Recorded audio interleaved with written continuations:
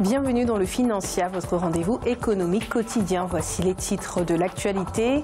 En Tunisie, les flux d'investissement directs étrangers ont atteint 1,73 milliard de dinars durant les 9 premiers mois de 2018, un chiffre en hausse de 13,5% par rapport à la même période en 2017.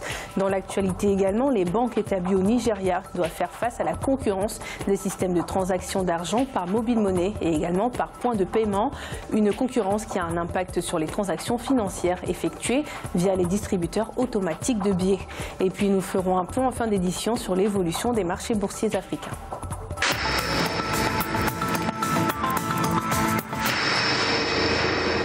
En Tunisie, les flux d'investissement directs étrangers ont atteint 1,73 milliard de dinars au cours des 9 premiers mois de 2018. Ce chiffre marque une hausse de 13,5% par rapport à la même période en 2017. Notons également que l'énergie arrive en tête des secteurs ayant attiré le plus d'IDE. Des précisions avec Cheikh Omar Bandaogo. En hausse de 17,7% au premier semestre 2018, comparativement à la même période de 2017. Les investissements directs étrangers vers la Tunisie au 9e mois de 2018 sont restés en hausse par rapport à la même période de 2017, avec une progression de 13,5%. Ils se sont établis à 1,73 milliard de dinars, soit environ 605 millions de dollars. L'année dernière, il y a eu un grand forum, un grand séminaire sur l'investissement en Tunisie. Il y a eu un nouveau code d'investissement et là je pense que c'est les tout premiers fruits de ce forum et de la politique globale.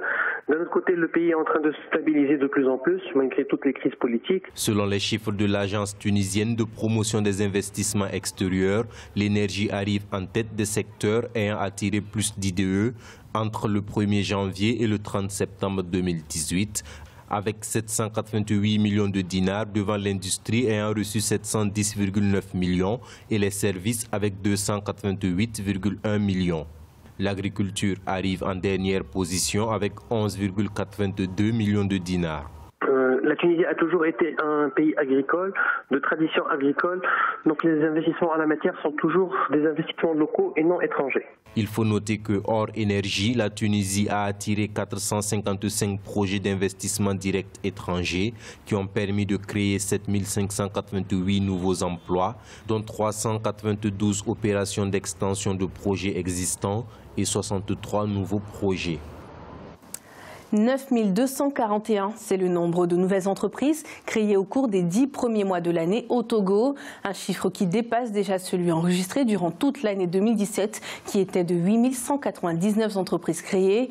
Au cours du seul mois d'octobre, 1281 nouvelles entreprises ont vu le jour, des chiffres records qui se justifient par un climat d'affaires favorable, avec notamment la facilité de création d'entreprises. En effet, au Togo, il est possible de créer son entreprise en seulement 24 heures. Au Nigeria, les banques commerciales pourraient connaître un ralentissement de la croissance des agios sur les transactions financières effectuées à travers les distributeurs automatiques de billets.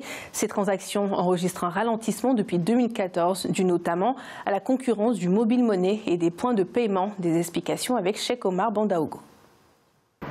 Au Nigeria, les opérations effectuées par les banques commerciales via les distributeurs automatiques de billets ont atteint un nombre de 578,5 millions au 31 août 2018. La valeur globale des paiements obtenus sur cette période par conséquent est estimée à 11,6 milliards de dollars.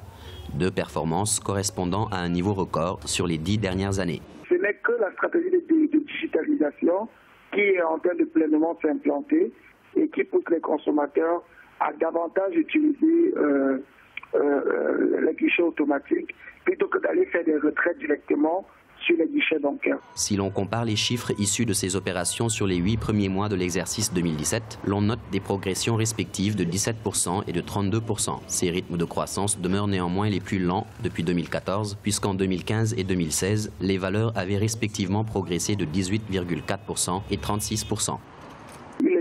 D'autres moyens de paiement qui eux aussi sont en croissance. C'est le cas notamment du mobile money qui a connu une progression fulgurante et qui peut expliquer le ralentissement de la hausse des moyens de paiement vers les guichets automatiques. Et il faut enfin noter que le gouvernement nigérian s'est mis en lutte contre la corruption Et pour eux, cela passe par la réduction des modes de paiement en cash et dans le développement des paiements par virement bancaire. Début janvier 2018, les banques commerciales au Nigeria ont entamé une opération visant à apporter leur contribution à un fonds de 26,4 milliards de naira, soit 73,2 millions de dollars, destinés au financement de petites et moyennes entreprises du pays. Les 6 pays lusophones d'Afrique que sont l'Angola, le Cap-Vert, la Guinée équatoriale, la Guinée-Bissau, le Mozambique et Sao Tomé et Principe ont signé un accord visant à mettre en œuvre des projets d'un montant global de 5 milliards de dollars, des projets qui visent à booster la croissance économique de ces pays. L'accord co-signé avec la Banque africaine de développement s'inscrit dans le cadre du partenariat public-privé. Notons que pour soutenir ces projets, le Portugal a annoncé un financement de près de 23 millions de dollars sous forme de lignes de crédit via sa société pour le financement du développement. À Djibouti, la Banque mondiale annonce un financement de 20 millions de dollars pour des projets d'aménagement urbain inscrits dans le plan Zéro Bidonville. Le projet ambitionne d'améliorer les conditions de vie des habitants des zones urbaines de Djibouti. Ce sont environ 120 000 Djiboutiens qui pourront avoir accès aux services sociaux et à l'emploi grâce à une meilleure mobilité. Et du côté de l'État, il sera possible d'accélérer la stratégie de réduction des bidonvilles. Nous allons écouter un extrait de la déclaration de la Banque africaine de développement. L'aide apportée soutiendra les investissements mais aussi les réformes, en particulier les actions déjà entreprises par le gouvernement en matière d'administration et de réglementation. Le gouvernement doit accélérer sa stratégie de réduction des bidonvilles dont le nombre ne cesse de grandir en raison de l'exode rural que connaît ce petit pays de 23 000 km². Nous allons à présent faire le point sur l'évolution des marchés boursiers africains. En Afrique australe et dans l'océan Indien, l'indice de l'île Maurice chutait de 0,07%. La bourse de Johannesburg était en baisse de 0,29%. L'indice de Nairobi perdait 0,26% et l'indice Gaborone chutait de 0,03%. En Afrique de l'Ouest et centrale, la BRVM d'Abidjan perdait 0,55%. L'indice nigérian était en chute de 0,14% et l'indice de Ghana augmentait de 1,05%. En Afrique du Nord, la bourse marocaine augmentait de 0,59%. L'indice d'Égypte perdait 0,98% et la bourse tunisienne chutait de 0,19%. C'est la fin de cette édition du Financia. Merci de nous avoir suivis. On se retrouve bientôt pour un nouveau rendez-vous de l'économie.